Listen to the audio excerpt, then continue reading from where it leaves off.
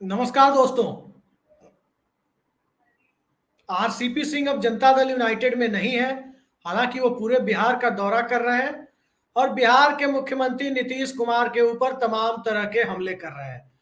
नीतीश कुमार के बारे में आरसीपी सिंह वहां तक जाके बातें कर रहे हैं जिससे किसी को यकीन नहीं हो सकता कि जिस शख्सियत ने उन्हें राज्यसभा पहुंचाया, जिस शख्सियत ने उन्हें पार्टी का संगठन महासचिव और राष्ट्रीय अध्यक्ष तक बनाया, जिनकी अनुमति से यदि आरसीपी सिंह की बात को ही सत्य माना जाए तो उनकी अनुमति और सहमति से उन्हें केंद्र में मंत्री बनाया गया।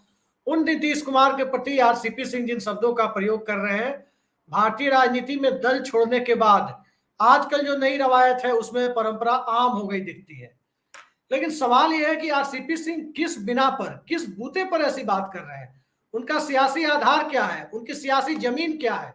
आरसीपी सिंह दरअसल आजकल अपनी प्रतिभा को दिखाने के लिए आम लोगों के बीच कि मैं क्या हूं, मेरी सियासी हैसियत क्या है, मेरी समझदारी क्या है, मेरी एकेडमिक क्वालिफिकेशन क्या है, मैं किस तरह का विद्यार्थी रहा हूं, ये सब बताने की आम जनता को कोशिश कर रहे हैं।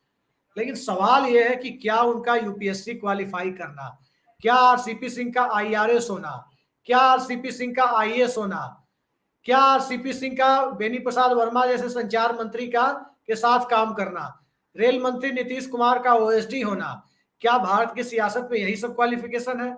और वाकई यदि यही क्वालिफिकेशन सियासत में होती तो टीएन शेषन जैसे नेता संसद से लेकर राष्ट्रपति तक का चुनाव लड़े, जिन्होंने इस देश में चुनावी व्यवस्था को बदल कर रख दिया, वो कभी संसद का मुंह नहीं देख पाए। वो राष्ट्रपति के चुनाव में रिकॉर्ड वोटों से हार गए।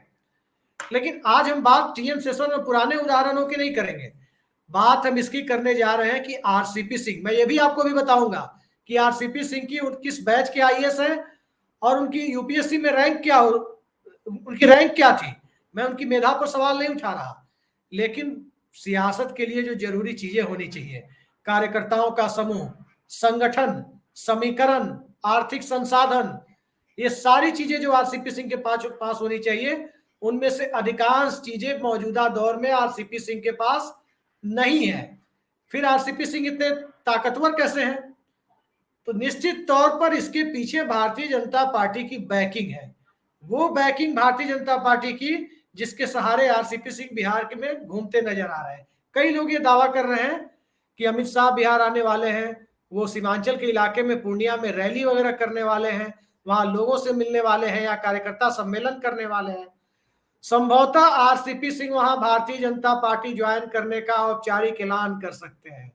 जी हाँ, मैं एक्सक्लूसिव खबर आपको दे रहा हूं कि आरसीपी सिंह की भारतीय जनता पार्टी में ज्वाइनिंग तय है, लेकिन वो समय क्या होगा, किस वक्त वो भारतीय जनता पार्टी के साथ अपने संबंधों की सार्वजनिक घोषणा करेंगे, ये आने वाला समय बताएगा। लेकिन फिलहाल जो उनका ट्विटर हैंडल कहता है, फिलहाल जो पिछले कुछ दिनों की उनकी भाषा कहती है, वो भारतीय जनता पार्टी के साथ जा चुके हैं। लेकिन इससे भी बड़ा सवाल यह है कि आरसीपी सिंह का भारतीय जनता पार्टी के लिए इस्तेमाल क्या है। भारतीय जनता पार्टी उन्हें किस प्रकार से नीतीश कुमार के खिलाफ इस्तेमाल करने की एक बेहतर कोशिश कर सकती है या कर रही है, वो भी मैं आपको भी आपके सामने बता रहा हूं। दरअसल नालंदा लोकसभा सीट, जिसके बारे में कहा जाता है कि नीतीश कुमार का गढ़ है, जिस दौर में उन्हें 2 लोकसभा सीटें 2014 में मिली थी, उसमें से भी एक सीट नालंदा की सीट थी। और नालंदा लोकसभा सीट पर भारतीय जनता पार्टी आरसीपी सिंह को चुनाव लड़ाने पर बेहद गंभीरता से विचार कर रही है।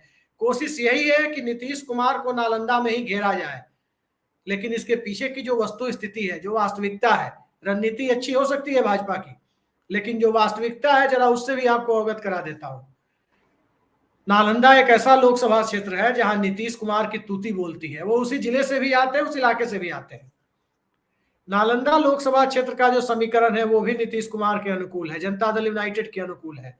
और याद कीजिए, जब बिहार में त्रिकोणात्मक मुकाबला 2014 के लोकसभा चुनाव में हो रहा था, उस वक्त भी एक आईपीएस अधिकारी, जी हाँ, बिहार के पूर्व डीजीपी आशीष रंजन सिन्हा, वो नालंदा से नीतीश कुमार के कैंडिडेट जो कौशलेंद्र कुमार थे, उनके खिलाफ चुनाव मैदान में उतर गए थे।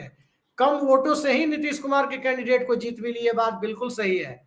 लेकिन आशीष रंजन सिन्हा बहुत दूर तीसरे स्थान पर खिसक गए थे।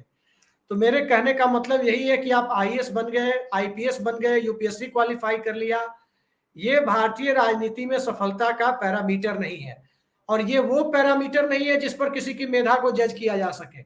मैंने वो बयान आरसीपी सिंह का देखा है जिसमें उन्होंने कहा है कि नीतीश कुमार 1982 में क्या कर रहे थे जब इन्होंने सिविल सर्विसेज क्वालिफाई किया, 1984 में जब दोबारा सिविल सर्विसेज क्वालिफाई कर जब आरसीपी सिंह आईएएस बने, उस वक्त नीतीश कुमार क्या कर रहे थे? आरसीपी सिंह ने कहा है वो सड़कों पर थे। लेकिन हकीकत यह है कि नीतीश कुमार 1977 और 1980 दो बार विधानसभा का चुनाव लड़ चुके थे। ठीक है, उन्हें असफलता हाथ लगी थी, ये बात जरूर है। लेकिन जो बात आरसीपी सिंह कह रहे हैं कि नीतीश कुमार सड़कों पर थे, हकीकत इसके बिल्कुल उलट है। नीतीश कुमार 1978-79 के दौर में भी युवा जनता पार्टी और बाद में युवा लोक दल के प्रदेश अध्यक्ष हुआ करते थे। इसलिए नीतीश कुमार की अहमियत को चुनावी जीत हार से जोड़कर यह कह देना कि वो सड़क पर थे, निश्चित तौर पर ये तथ्यों के साथ ही बहुत ही समझदारी से किया गया खेल है। चुनाव हारने वाले व्यक्ति को क्या सड़क पर माना जाना चाहिए? तो जब चुनाव हारने वाला व्यक्ति सड़क पर हो सकता है, तो जो लोग यूपीएससी क्वालिफाई करके और सचिवालय की सेवा में पदस्थापन की प्रतीक्षा में बिठा दिए जाते हैं, फिर उन्हें क्या माना जाना चाहिए? यह सवाल भी बड़ा मौजू हो जाता है। और ये सवाल मौजू इसलिए होता है कि भारत की चुनावी राजनीति में यूपीएससी क्वालिफाई करना एक बहुत बड़ा मुद्दा नहीं है। मैं ये भी आपको बता रहा हूं कि यूपीएससी क्वालिफाई कर जाना भारत में मेरिट का और मेधा का कोई पैरामीटर नहीं है। बहुत सारे ऐसे लोग इस देश के अधिकांश, मैं कहता हूं कि 95% ऐसे युवा है जिन्होंने अपनी मेरिट की टेस्टिंग के लिए कभी यूपीएससी या किसी एग्जामिनेशन सिस्टम का सहारा नहीं लिया। मैं एक बहुत बड़े व्यक्ति को भी जानता हूं जो दुनिया के एक जमाने में 50 ग्लोबल इंटेलेक्चुअल में जिनका नाम हुआ करता था, वो यूपीएससी, वो आज बहुत बड़े हिस्टोरियन भी माने जाते हैं, हालांकि इकोनॉमिक्स के स्टूडेंट रहे हैं अपने एकेडमिक एरा में, लेकिन उनके बारे में भी कहा जाता है कि वो यूपीएससी का प्रीलिम्स एग्जाम कभी क्वालिफाई नहीं कर पाए थे। तो क्या इस आधार पर उनकी मेधा को खारिज कर दिया जाना चाहिए? मैं उनका नाम नहीं लूंगा सार्वजनिक रूप से, लेकिन इस देश के सबसे जाने माने इंटेलेक्चुअल्स में से उनकी गिनती होती है। तो क्या फिर ऐसे दौर में जब आरसीपी सिंह जहां जा रहे हैं वहां कह रहे हैं कि मैं यूपीएससी क्वालिफाई कर चुका हूं? अब मैं आपको यह भी बता देता हूं कि आरसीपी सिंह की यूपीएससी के एग्जाम में रैंक कितनी थी। दरअसल आरसीपी सिंह पटना कॉलेज में, पटना यूनिवर्सिटी के छात्र थे। उसके बाद जेएनयू चले गए।